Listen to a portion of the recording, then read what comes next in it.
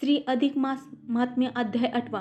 श्रोते हो, अधिक मासाला पुरुषोत्तम मास हे नाव मिळाल्यानंतर या महिन्यात नक्की काय करावे आणि काय टाळावे, कोणत्या गोष्टी केल्याने 100 यज्ञ केल्याचं पुण्य मिळतं, हे सांगणारा आजचा 8वा अध्याय तुमच्यासाठी एका वरदानासारखा आहे.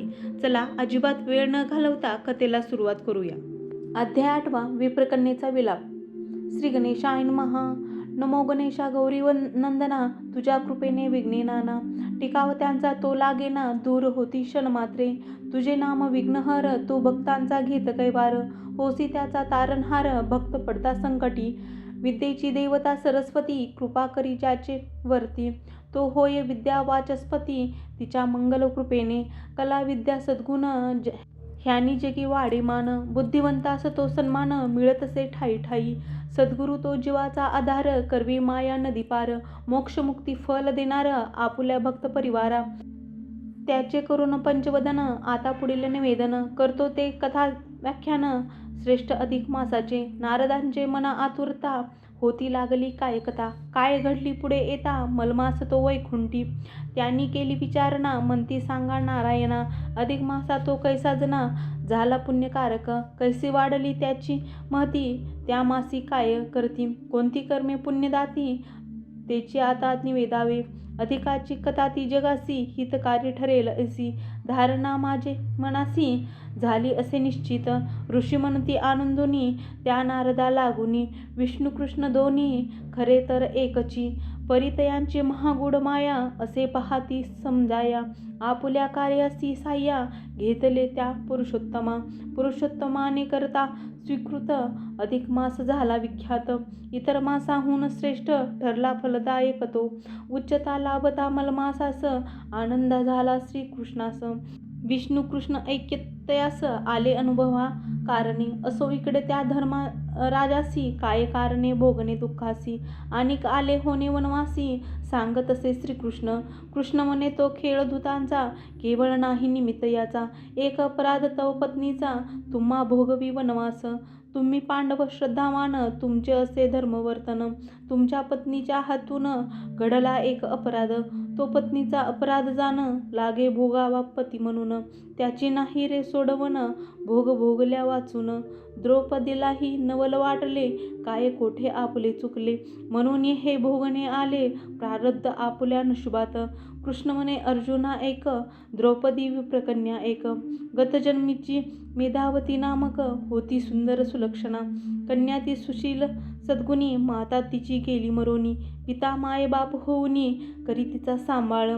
प्रेमभरे तिज वाढविले, कलाविद्या पारंगत केले, धर्माचरण ते शिकविले, पित्याने त्या कन्येस. हळूहळू कन्या वाढली, कलिका फुलावी तैसे फुलली, पित्याचे मना चिंता लागली उपवर त्या कन्येची. पिता करीत असे वर शोधन, पती सुरेख गुणवान, मिळावा जो पाणी ग्रहण, करील आपुल्या कन्येचे. तिच्या सख्यांचा संसार, सुरू होता तेही विचार, करी माझ्याही माग्यात घर, संसार कधी येईल. मेधावती इकडे आतुर, तिकडे पिता दारोदार, शोधून थकला तो वर, मिळेना मना सारखा. केली त्याने पायपीट, तनू त्याची जाय थकत, चिंता रोग लागे चित्तात, होरपळे मनोमनी. परिकन्येच्या प्रेमापोटी एकदा करून भ्रमंती, येताच तो दारापुढती कोसळता हो झाला. विप्रे करीत हरिचिंतन, कन्येस हरिपदी घालून, तूच आता करी रक्षण, म्हणत प्राण सोडियेला. पिता पंचत्वा पावला पाहून, मेधावती करी शोक दारुण, करी छाती घेत बडवून, मने आता काय करू. कवटाळूनी पित्याचे कलेवर, हंबरडा फोडला शोकपर, मने बाबा पाण्याची धार, तेही नाही घेतली. माझ्या चिंतेने आयुष्यभर, तुम्हा जाळले वरचेवर, आता खरेची चितेवर आले की हो ठेवणे. माता गेली आधीच सोडून, आता तुम्ही गेला निघून, मी पोरकी अनाथ होऊन, सांगा आता कशी जगू. आता न मजसी कोणी उरले, माता पिता ना बंधू राहिले, एकलेपण हे वाट्यास आले, पोरकी ते मनोनी. निर्जन ओसाड भोवती वन, आता घरही झाले शून्य, एकलेपणाचे शल्य दारुण, लागे चित्ता टोचणी. आता न उरले मजला कोणी, सांगा कोणासी करू विनवणी, कोण डोळियाचे पाणी पुसेल ते प्रियत्वे.